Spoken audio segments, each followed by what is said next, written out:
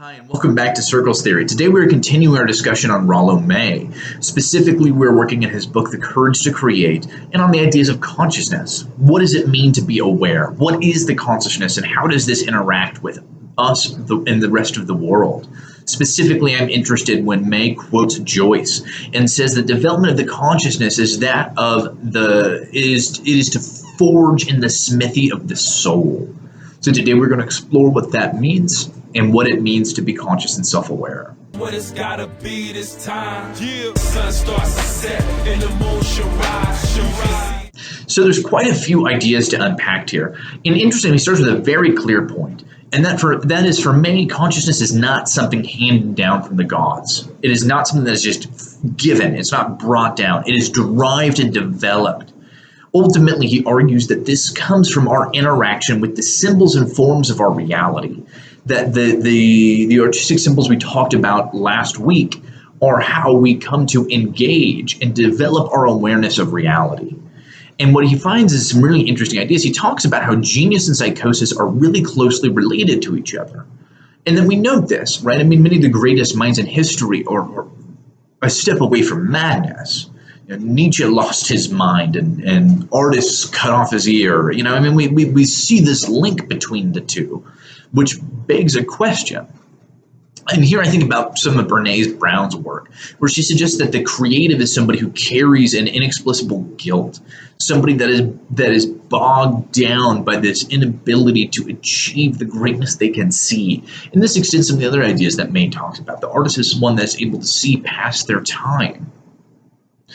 And with that, like I said, they tend to be more tortured individuals. We talked about them being someone who can't simply fit into society.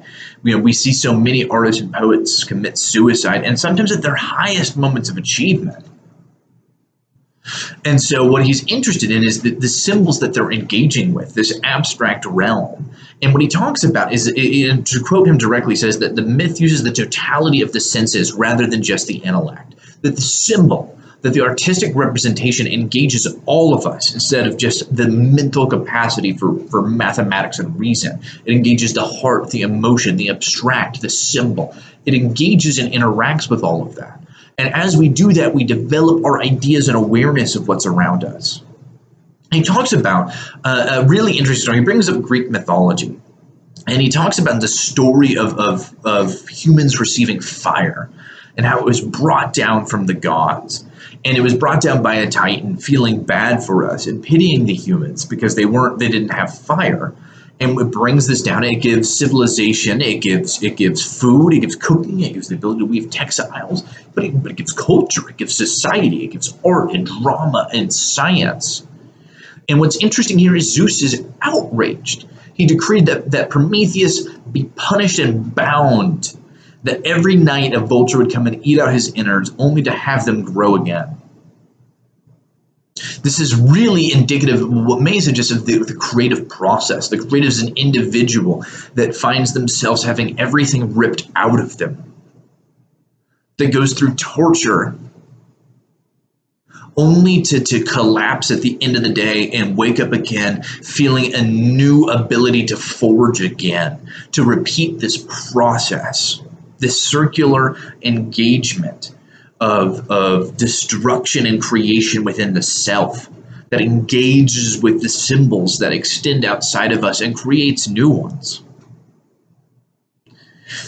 This story is interesting of Prometheus. It's something that we actually see in a lot of different mythos. A lot of mythologists have stories about humans being infuriating the gods when they gain awareness. Kierkegaard, who is another favorite thinker of mine, talks about this a lot. He notes this in the story of Adam and Eve, that the Garden of Eden is an example of this, that the apple represents consciousness, that awareness of good and evil, that this is the conscious thought, the ability to engage with the abstract. And God is not pleased, right? This is something that's given by the devil. And so what we're left here is this idea of what consciousness really means.